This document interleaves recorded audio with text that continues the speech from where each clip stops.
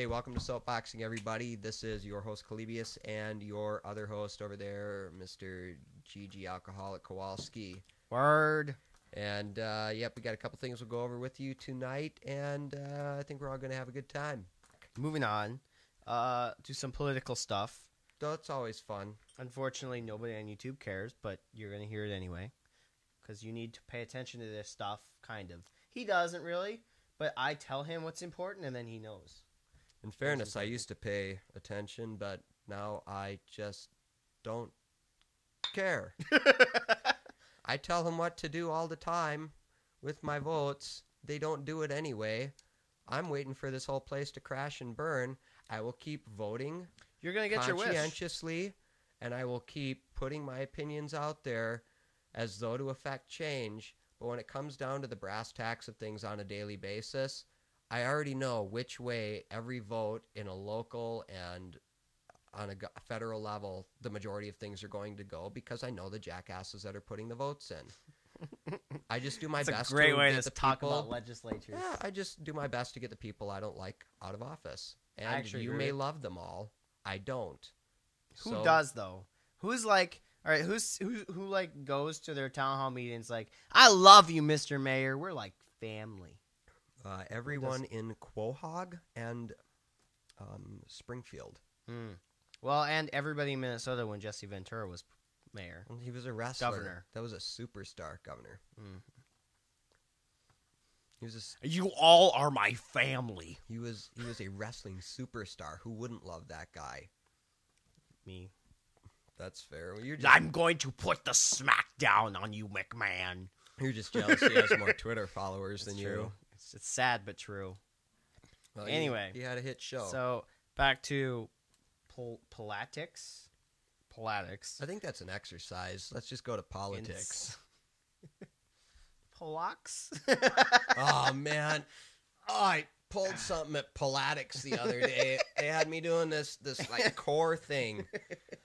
Oh, wrecked it. He's far too old to do Politics or Pilates or Pilates or whatever the hell they say.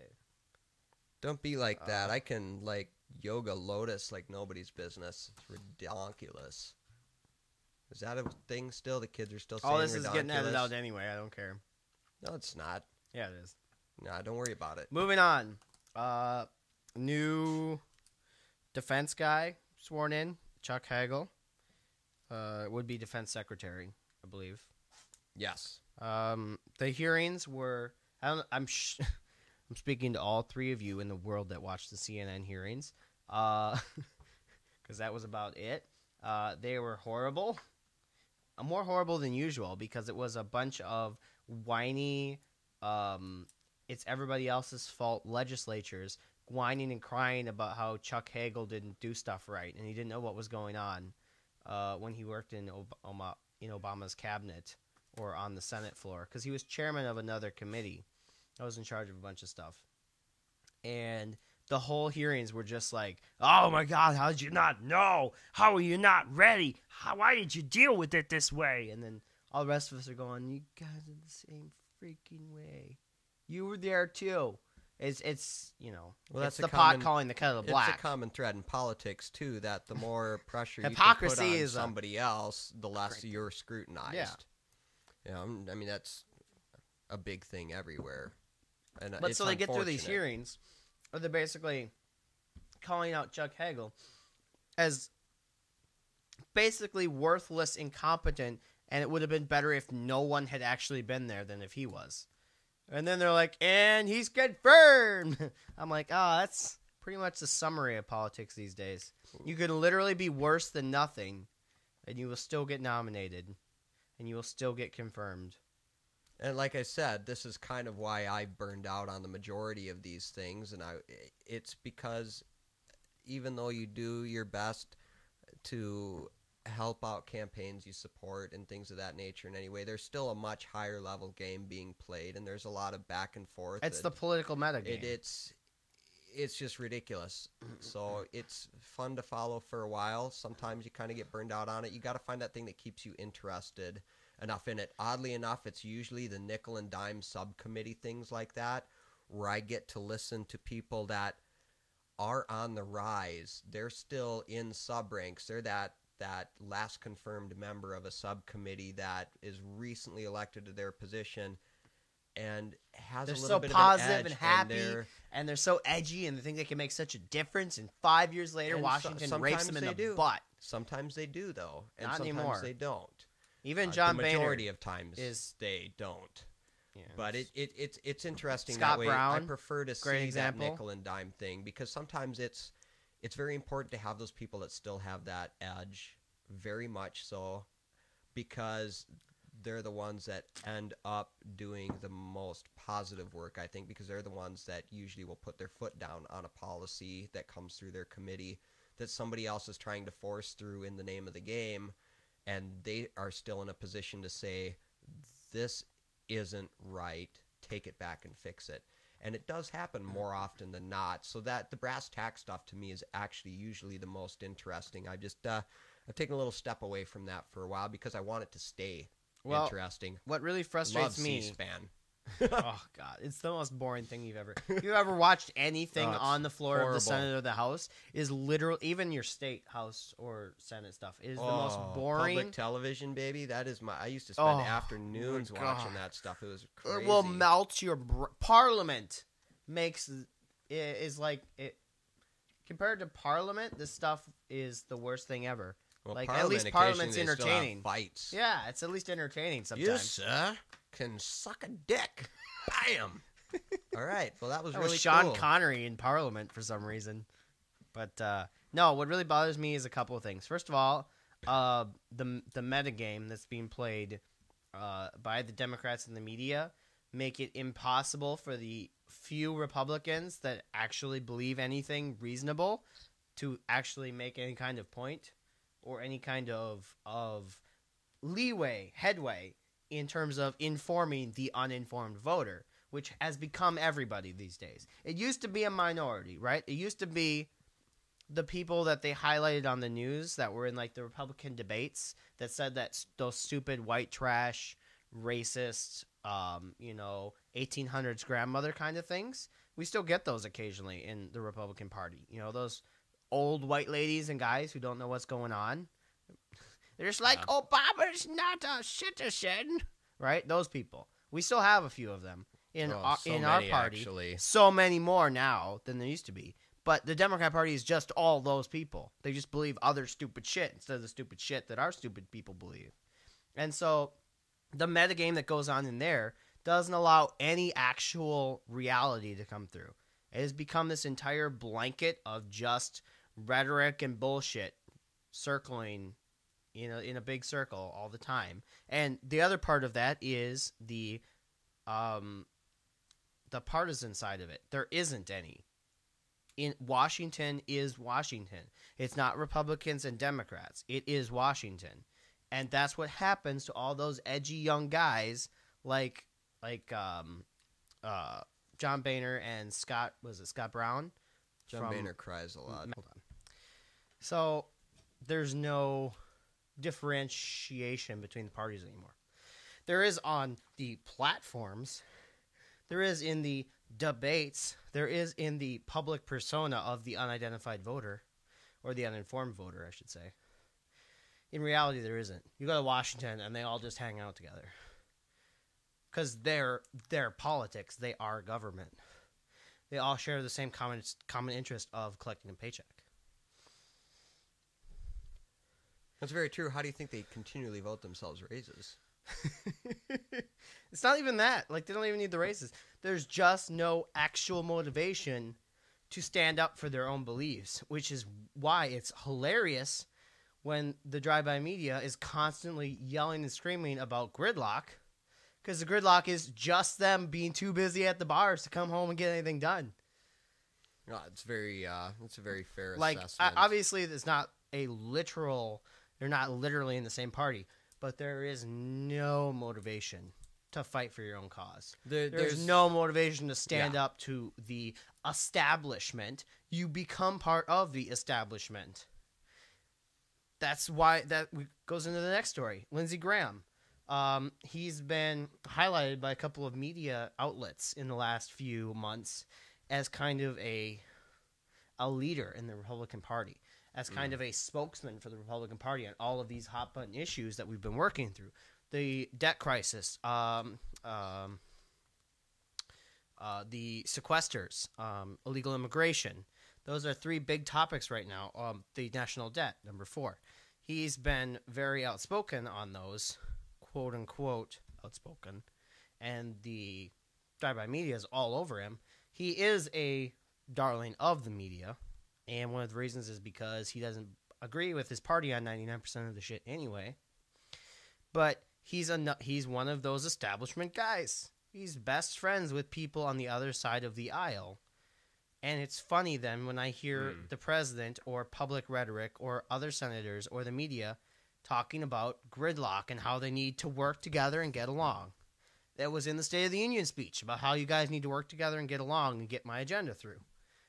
It's funny because they all do get along. They have no qualms with the other side. And it bugs me that we've decided that we have to have this. The media's created this little bubble where they can all be happy and cozy in their little bubble and do whatever the hell they want. And everybody else is like, oh, there's so much strife over there. They're fighting ideas and purposes, and they're pounding head. No, they're just chilling and having a beer. They don't give a shit. Lindsey Graham does not give a shit about what he says he believes. He doesn't. You could give him $100 and he would kill babies. He would perform abortions by himself for $100. Because he doesn't actually believe any of it. Because he's too much of a coward to stand up for his own actual beliefs. So he adopts whatever the official Republican line is, then moderates to get good with the media, and that's it. And it really pisses me off. People that have beliefs that they don't actually have any... So the question I have for you then is... coming down to the bottom line, are you trying to say that, in your estimation, you find there to be a severe lack of integrity in U.S. politics? What? Is that what you're trying to say? Yes. I believe. Welcome to America. It's the way it's been for a while. It's the way it'll probably be for a while. You've got a few... bright people in there, but God, there just needs to be more term limits. Imagine. See, we've got term limits. But that's the problem. Term limits don't fix the problem. No, you see, here's the thing. Here's where there's an imbalance. Here's why a lot of integrity has gone out of these things. Well, I agree with you on that. There is, on some level now, no threat to job security. A president is a president for 4 years. They may extend it to 8. In wartime situations, they may extend it to a third term at 12 years. Okay. We still have a 12-year cap at the most. We have really no cap anywhere else. If you want to be a senator, you can be a senator for 85 years. That's very cool. True. As long as you can keep enough of your constituents happy or happy enough to edge out whatever guy wants to come in, you can do it. Very rarely are there big incumbent upsets. And when you've got that kind of a thing, your job is no longer to go in and get anything done. Your job now is to go and create as few waves in your workplace as possible so that you don't take actions that will piss off some of your constituents and make others really happy. You want to stay in that middle ground so that everybody's at least lukewarm about you and will vote for you. I agree with you that is part of the problem. That's part of the problem. It's obviously not the problem, but that's a good place to start. That has created the stagnation that we have in Washington right now. But that does not fix the problem. And the problem, as accented by Barack Obama in his election and his re-election, is the uninformed voter. The problem I have with term limits is, great, we can put term limits in, but I know plenty of people on Facebook who think they're awesome and hipsters, and they're pushing for causes that would do horrible things to America if they ever got into politics and got elected. those Which are the is people. why it's important to have informed voters and people As much that as are I call, engaged to keep people off of that kind of but that's, bullshit train. see, that's my problem. Everybody in the generation of you and me right now makes Lindsey Graham look like a genius. They're so stupid. These are the people that have heart conditions and go drink 4 Red Bulls and kill themselves. Dude, These are the I'm people sitting right here. Seriously. These There's are no the people call for this who kind of stuff. There's so many examples I can't even think of any right now. That you know how stupid our generation is. Half of you watching this right now are those people, and you should go kill yourselves. But for the other half, you know them because you work with them and you see them, and they post comments on the YouTube channels, nerd raging about stuff that doesn't matter for no particular reason. Our generation is so stupid, is so uninformed, is so worthless that term limits are only going to make things worse. They're only going to kick out the people who are okay with just being lukewarm and put in the fanatics that just want to run everything to the ground and don't even know what they're doing. Here's why I don't have a problem with that. Theoretically? No, factually. I don't have a problem with that. Because we, as a nation, have come to the point where we finally need to just shoot ourselves in the foot. head. No, it's in the foot at first. It's in the foot at first. I've heard that argument over before. the next 20 years, it'll prove whether or not that foot wound was fatal. Because we're either going to start regulating. Things are either going to balance out and start regulating. Don't hold out any real hope for that. I'm being honest. I don't hold out any hope for that. However, I would rather we don't sit in this gray area and kind of exist and only slowly go down this slope of decline. We're halfway down a really bad hill. There's only so much further we can go before we eventually hit the bottom. I'd rather we just pull the brakes off and go. See, I've heard that argument before, and I've heard it from the disillusioned Republicans in the Republican Party. I've heard it from I've heard it from the conservatives that have zoned out of politics completely. Don't let me in with those guys. I don't like them either. And I've heard it from some of the talking heads in the conservative and the libertarian movements. And I don't know about that. Because it's a great idea in theory, right? The theory is if we're going downhill, hit the bottom, and then we can come back. It works. See, I'm not disillusioned that we're going to come back.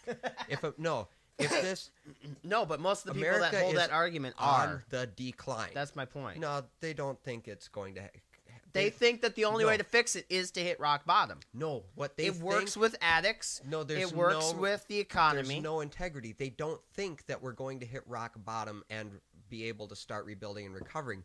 They're hoping we start to get scared close to rock bottom and beg them to help build us back. That's not what they say, though. Of course, it's not what they say. You can say that.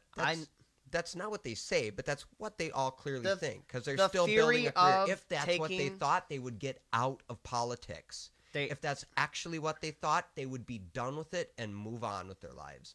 It's not what they really think. It's what they want. Well, they're not in so politics. that we start sliding and then they start coming up. They stopped caring. That's my point. I hear that. Now, there's different angles on it, right? I hear it from the people who are considering that idea but don't know if it's going to work, like Jason Lewis. People that are like, it could work. That might be the solution. It might not.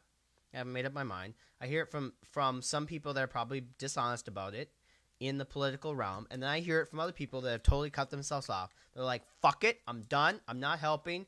You're going to hell. And the faster you get there, the better. Those are the people. And whether or not they think that there's a shot of fixing it afterwards is really immaterial. The point is their theory is hit the bottom as fast as you can. I understand it, and I understand the people who think that it might work. It works in other areas. For instance, addicts, right? You have to let an addict hit rock bottom. You got to go to basics before you can build. Yeah, you got to go down to the foundation.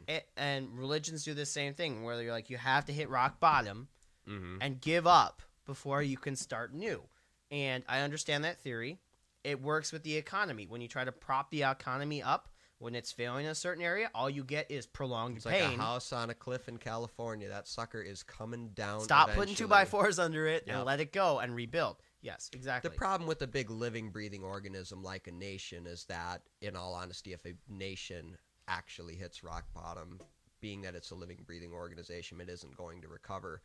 And I will be brutally honest, the majority of my thought process in this whole area might stem from my recent Mad Max marathon at that nuclear war post-apocalyptic environment, and realizing I'm a gun owner, so I'll probably be okay at least for a few months after this whole thing goes down. So I say let's take her down. I'm getting me a dune buggy. I'm gonna hoard up gasoline. I used to think it was a stupid idea. I'm gonna meet Tina Turner. But then I realized that, first of all, every civilization has a rise and a set. That's the way it works. Mm-hmm. Life cycles of stuff. You can only keep a life cycle alive for so long. You might as well just let it die and start over. First of all. Second of all, I feel like there's just no chance to fix it otherwise. And you can't fix something that 60 to 80% of the nation doesn't realize is broken. Yep. Or they don't realize it enough to do anything about it. You see these polls of people being like, oh, I don't agree with Obama's policies. Let's go to work and have some chilies. You're not going to do anything about it. You don't really believe it. Yeah. You don't really think it's a problem. Well, and here's like the honest thing with the term limits for me is that I'm actually one of those people that's very, very on the fence about it, because I do believe that you have to look at a nation like a living, breathing organism, because that's really what it is. You have a lot of people and a lot of opinions, and you're trying to find a way to embody them in one body and keep that body stable. It's a problem. So I recognize that politics becomes stagnant with term limits like that, because you have to keep a certain level of balance in order to maintain your office. So with no term limits, with no term limits, that's what you have to do in order to maintain it.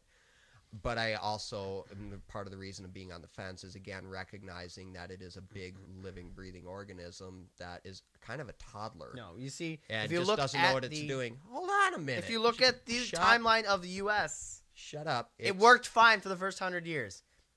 And power corrupted. That's what happened. When nobody was... Yes. So what I'm saying with term limits right now, looking at the application of it right now, it's because of the way that we've gone, is that it's probably not, like you said, an actual viable solution anymore.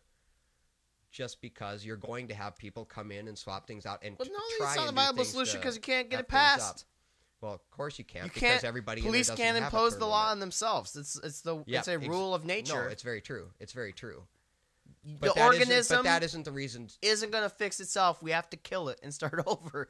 Basically, is what I'm saying. Well, I like that idea. I do. I'm saying I'm just looking. I'm trying to talk on just a practical application. Like you were saying, it is a bad idea just because you're going to have people come in and try and do a bunch of stupid stuff. You're going to do that.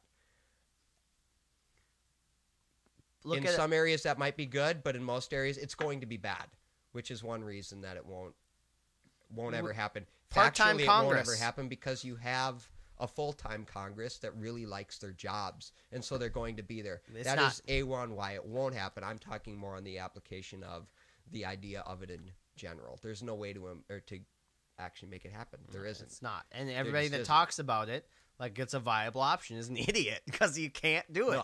No, unless you really get nominated as Jesus and president and get elected and then go into office and sign an executive order, which you will then be impeached for by the Congress that you're trying to impose it on. Well, that's why we have that third judicial branch, and that's why we got to make sure you... Judicial branch has been a freaking joke since at least the Civil Rights Act, if not before.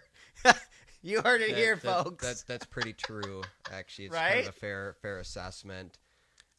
The Lilly Ledbetter Act. Go look it up. It's true. See, this is why, though, I try and stay away from this stuff, because I'll be honest with you, video games are better. If there's somebody that I don't like standing in my way, I can just make them leave the game. Or kill them. Kill their character, they're done. We're out. If I don't like the game anymore, I can shut it off and move on to a new game. But politics makes me angry because there is nobody in any elected office right now that I have run across yet that I have any actual respect for. I used to be of that mindset that maybe a lot of it was that liberal media push. And now I'm absolutely not, because every time any conservative individual puts their mouth up to a microphone, it turns out they're actually really dumb. So maybe there was something to what the opposing viewpoint was saying the entire time about these guys are idiots. What I found I've is lost it all. the whole premise of changing hearts and minds only works in an honest world where people are Yep. willing to listen.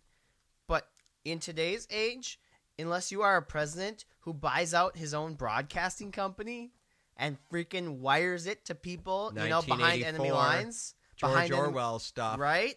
Unless you do that, it doesn't matter. Yep. If a Barack Obama were to get on TV and say everything that you and I believe, throw F-bombs in there and all, the media would be just like, somebody just get us a cue card so we can cover this shit up. And it wouldn't air. They'd take it off the air. Yep. And even if it did air, and if the president got on national television in every single house in America, on the television, and every single human being in America watched him, and he pointed at the TV and said, "You are being irresponsible and stupid. You need to vote Republican," it wouldn't happen. Because people are just that far gone.